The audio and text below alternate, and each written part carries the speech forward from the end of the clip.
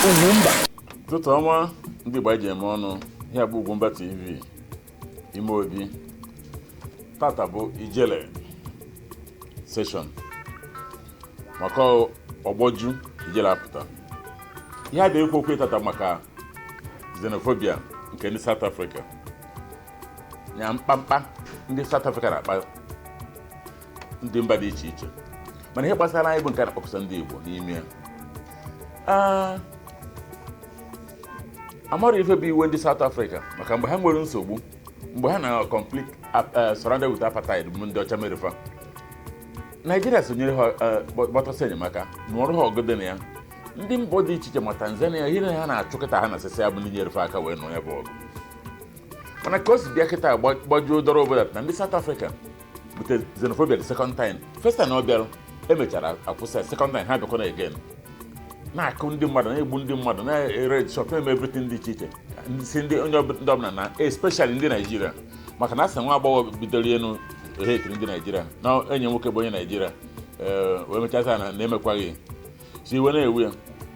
Na ihe nji bịa ihe UGWUMBA TV ime obi na-ekwu n'otu a, especially ijele session na-ekwu n'otu a bụ that na South Africans ha jụrụ ese, ha mụrụ ihe Nigerians bụ especially ụmụ Igbo. Anyị afụgo 99 gịnị bụ 2 xenophobic bụ ego ka a na-asụ. Anyị safara from 1967 to 1970 and ka na-akata ruo today. O nwere ebe na ndị Igbo nọ edofere ofe ahụ, mana instead ọ na-egbu anyị Igbo na-eme anyị na-aga n'iru. Ka ndị South Africa na-achọrọ aka ndị Nigeria unu eje n'ọrụ ụnụ chụpụ ụnụ na be ụnụ. Ọ maka na ha dị ngana fada alụ ọrụ, fa na-achọ ego mbute, maka ha na-apụ nwa ihe dị na-alụ ọrụ na-enye ụmụ nwoke fa.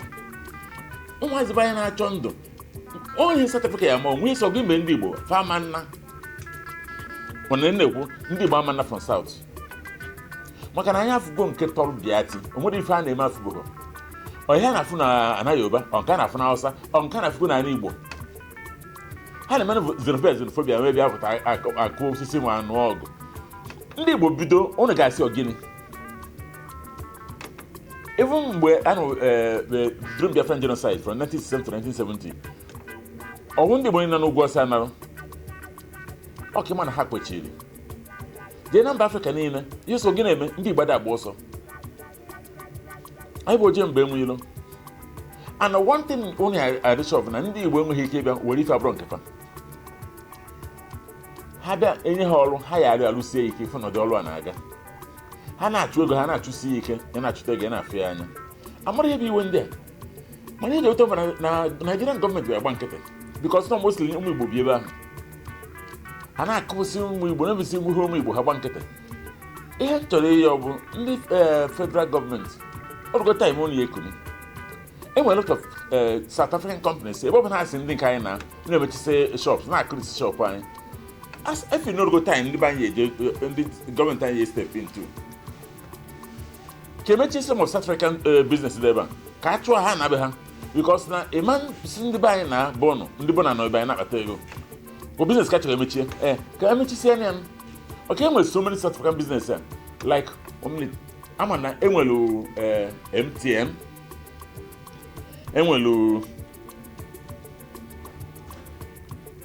enwere MTN ha nwere control telecommunication Nigeria. Anụ ha nọchi Nitel, ha na-emake serious trillions na Nigeria.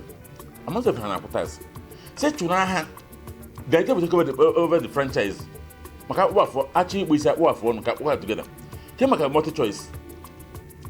Ahụ nwe multi choice born na watch na Nigeria bụ true multi choice. It is time na-achụ aka ha na be ha. Ọ bụrụ na na-achọ ọgụ mma search on ọgụ mma ke maka Standard IBC Bank nke bụ Standard Bank before, ke maka Shoprite, ke maka Pep, ke ezi maka Prote Hotels. Kedu ihe na-akọ n'ife a? Ọ gịnị ka ha na-akọ?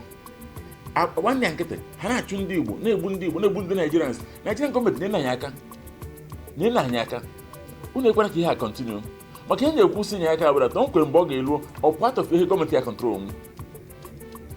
Unu nyekwa ha little bit ha na-enye anyị because ihe apịara aka individuals na-eme business da the day higher rise makwa na mostly nwa ka igbada agba ọsọ mana approach na ha tested like nke a na-eme as onye ọbụla onye na-anụ nwaanyị South Africa ịkpọrọ ya na abịa ụlọ onye nkọta ịlụkọ ebe nwunye onye Igbo nọ o meghị ife ime expect maka ụmụ Igbo bido this is xenophobia unu na-eche ya bụzi xenophobia na South Africa against South Africans mgbe ihe emenụ ndị gbara atụ ụjọ etu ahụ na-eke jesi wee nụ nwa eketa intervene gọọmenti kụnienu gwanụ ndị a ọ nke isi na-azụ unu ebe si na-akpọ diplomatic mission ndị South Africa ọwụ ka esi eme ya ha si ndị bụ na gọọmenti gbankịtị polisi gbankịtị since all these companies ma DSTV ha multi choice ma MTN ma Pep ma Stanbic ma Kratos market ha na ndị ba take over ka ha megoro ihe ka we lose na ụmụ ndị South Africa ụmụ nwoke ha iri jọfọ ndị ọcha bịa colonize ụnụ achụ nwofa ụnụ achụrụ ndị ọcha bịa colonize ụnụ ka na ebe ụnụ kịta ụnụ afọ some of the videos na-esekrete online ebe ha jepụ ndị ọcha gbuka afọ ahụ ụnụ achụ nwofa bụzie ndị bank ụnụ ya achụ ọka esi eme mmadụ eji nwanne ya aghala ịchọ blast ka ndị ọzọ ga-echi niile maka na gọọmenti ha gbara nkịtị it is time gọọmenti Nigeria will rise up to go to South African companies in Nigeria ka unu gbochie ọgụ ya dị n'ihu maka na ụmụ nwaazụ Igbo kunie na South Africa ka ọgụ ama ya karịa unu mere respect unu ya anwakọ datna